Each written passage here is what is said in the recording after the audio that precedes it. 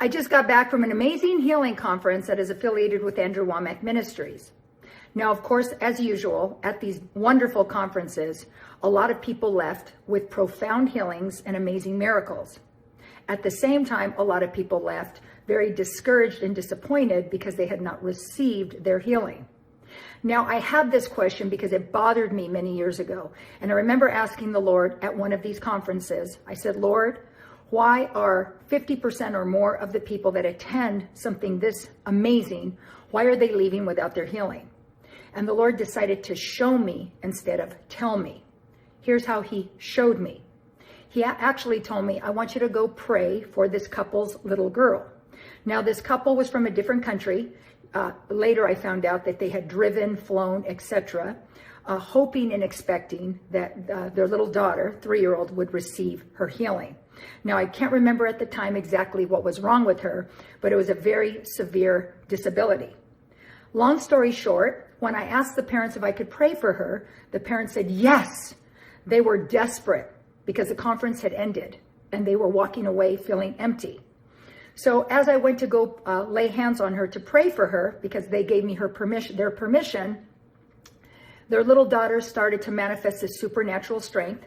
She was actually manifesting a demon, and it was so incredibly strong that mom had to hold back her hands, both of her hands, and dad had to hold down her feet. The little girl was biting back and forth, trying to bite the ability to free herself from her mom, holding her down.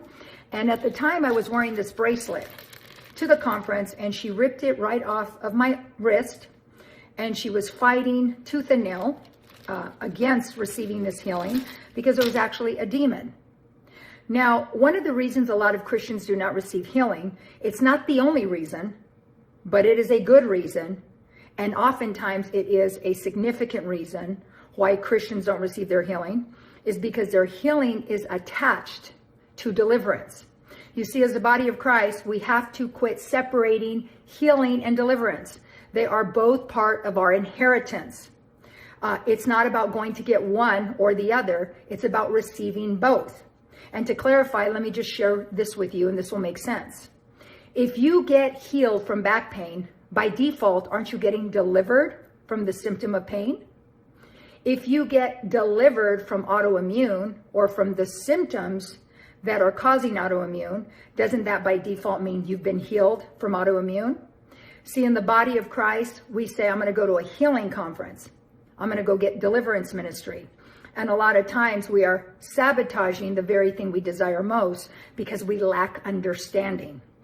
So tomorrow night, Wednesday evening, I'm going to be doing a live Zoom teaching on the correlation between healing and deliverance.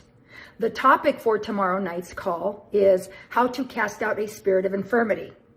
We have to understand that this is going to be a vital and necessary part in a lot of times when we're dealing with a health issue that is going to be absolutely necessary to be freed from that health issue. Now, the same power that we have to receive healing is the same power that we have to cast out an infirmity. So if this is a topic that is interesting to you, then please join us tomorrow, Wednesday evening, August 16th. The call is live. You can also listen to it recorded.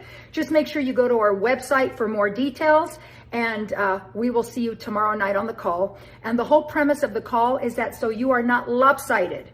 In order to receive healing, you need to also understand deliverance. And in order to receive deliverance, it is oftentimes, and in most cases, the exact thing as receiving healing. So we're going to dive deep into this, so we will see you tomorrow night.